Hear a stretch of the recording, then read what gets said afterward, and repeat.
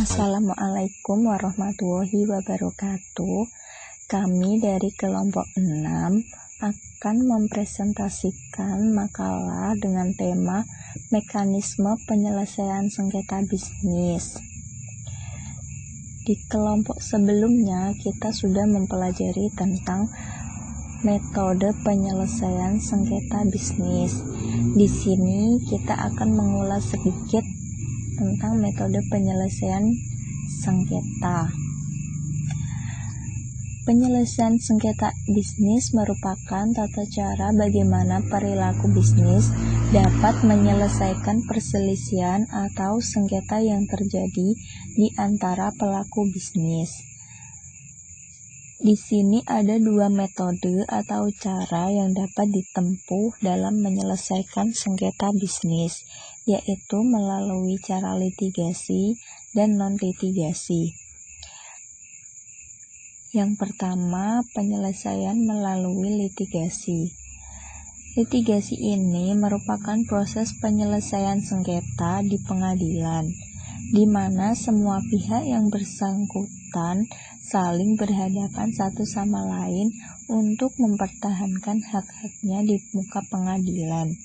Hasil dari suatu penyelesaian sengketa melalui litigasi ini adalah win-lose solution.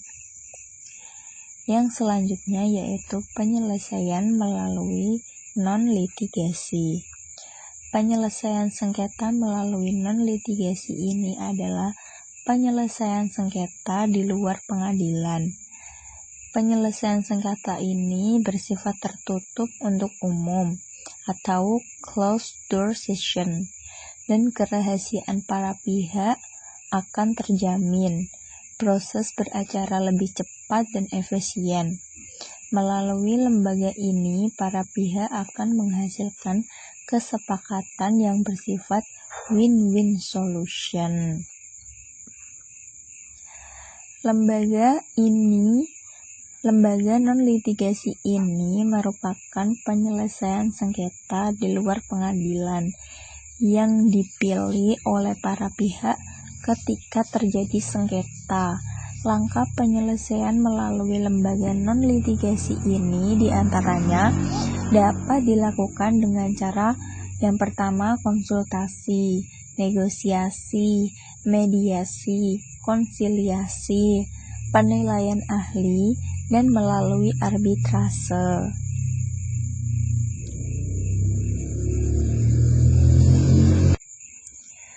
Di kelompok sebelumnya kita sudah dijelaskan apa itu konsultasi, negosiasi, mediasi, konsiliasi, penilaian ahli, dan melalui arbitrase. Nah, sekarang kita langsung lanjut ke bab selanjutnya, yaitu mekanisme penyelesaian sengketa bisnis melalui jalur non-litigasi. Di sini kita akan menjelaskan mekanisme atau cara-cara yang ditempuh untuk menyelesaikan masalah persengketaan bisnis melalui jalur non-litigasi.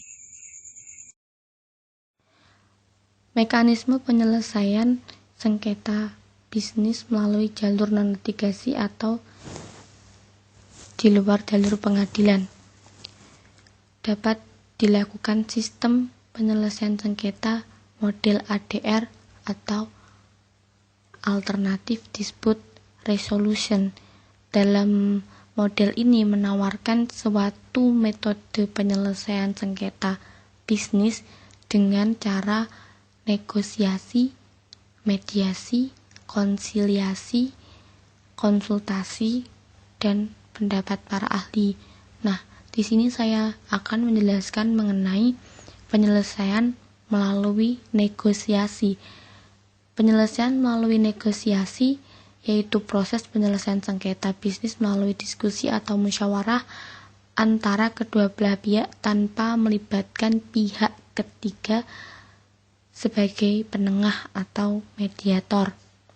Nah, mekanisme negosiasi menurut Undang-Undang Nomor 30 tahun 1999 yaitu kedua belah pihak yang bersengketa melakukan kesepakatan penyelesaian sengketanya melalui jalur negosiasi. Apabila telah sepakat atau mencapai kesepakatan dalam perundingan tersebut, maka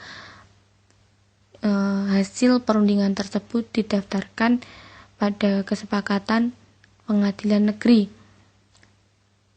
yang kemudian harus dilaksanakan oleh kedua belah pihak. Dan apabila kedua belah pihak tidak sepakat melakukan negosiasi, maka dapat dilakukan mediasi. Dan apabila kedua belah pihak telah sepakat dan telah didaftarkan di pengadilan negeri dan apabila tidak dilaksanakan oleh salah satu pihak, maka pihak yang dirugikan dapat mengajukan permohonan fiat eksekusi untuk dilakukan eksekusi oleh pengadilan negeri. Kemudian penyelesaian melalui jalur mediasi. Sebagai garis besar dapat dikemukakan tahapan-tahapan mediasi, yaitu tahap pembentukan forum. Nah, dalam tahap pembentukan forum ini yaitu terdapat kedua belah pihak yang bersengketa dan mediator. Perbedaan khusus antara negosiasi dan mediasi terletak pada mediator atau penengah dalam permasalahan yang terjadi antara kedua belah pihak yang bersengketa. Nah, kemudian pengumpulan dan pembagian informasi yang dimana pengumpulan dan pembagian informasi tersebut didapatkan atas penjelasan atau pemaparan dari masing-masing pihak yang terkait. Kemudian tahap penyelesaian masalah. Di sini apabila telah dilakukan suatu perundingan atau diskusi antara kedua belah pihak yang bersengketa dan ditengahi oleh mediator, kemudian telah ditemukan suatu kesepakatan atau penyelesaian terbaik untuk mendapatkan win-win solution dari kedua belah pihak, maka selanjutnya adalah tahap pengambilan keputusan. Pengambilan keputusan ini tak ubahnya juga seperti yang dijelaskan pada penyelesaian negosiasi, yaitu para pihak yang bersengketa melakukan mediasi yang ditengahi oleh mediator. Mediator dapat berupa perorangan dan atau lembaga. Kemudian apabila telah dilakukan mediasi, kedua belah pihak sepakat, maka didaftarkan di pengadilan negeri dan harus dilaksanakan oleh kedua belah pihak. Dan apabila salah satu pihak tidak melaksanakan atau tidak dilaksanakan keduanya, maka dapat dilakukan eksekusi. Nah, jadi perbedaan mendasar antara negosiasi dan mediasi di sini adalah seorang mediator sebagai penengah. Kemudian mengenai penyelesaian sengketa melalui arbitrase syariah akan dijelaskan oleh pemakalah selanjutnya. Mekanisme penyelesaian sengketa melalui arbitrase. Mekanisme penyelesaian sengketa dengan arbitrase pada hakikatnya secara umum tidak jauh berbeda dengan proses pemeriksaan perkara di pengadilan. Pemohon arbitrase dilakukan dalam bentuk tertulis dengan cara menyampaikan surat tuntutan kepada arbiter atau majelis arbitrase yang memuat identitas para pihak, uraian singkat tentang sengketa yang disertai dengan lampiran bukti-bukti dan isi tuntutan yang jelas.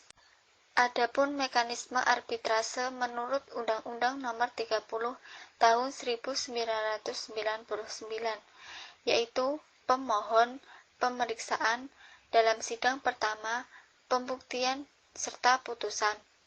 Pemohon arbitrase dilakukan dalam bentuk tertulis dengan cara menyampaikan surat tuntutan kepada arbiter atau majelis arbitrase yang memuat identitas para pihak, uraian singkat tentang sengketa yang disertai dengan lampiran bukti-bukti dan isi tuntutan yang jelas.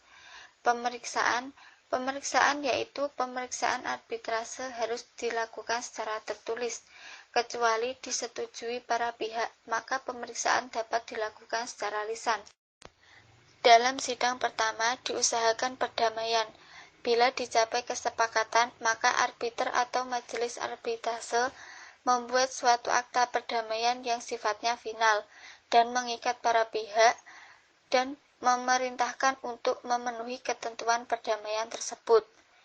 Pembuktian atas perintah arbitrase atau majelis arbitrase atau atas permintaan para pihak dapat dipanggil seorang atau lebih saksi atau saksi ahli untuk didengar kesaksiannya yang sebelumnya disumpah. Yang terakhir yaitu putusan. Putusan arbiter atau majelis arbitrase diambil berdasarkan ketentuan hukum atau berdasarkan keadilan dan kepatutan. Putusan tersebut harus diucapkan dalam waktu paling lama 30 hari setelah pemeriksaan ditutup.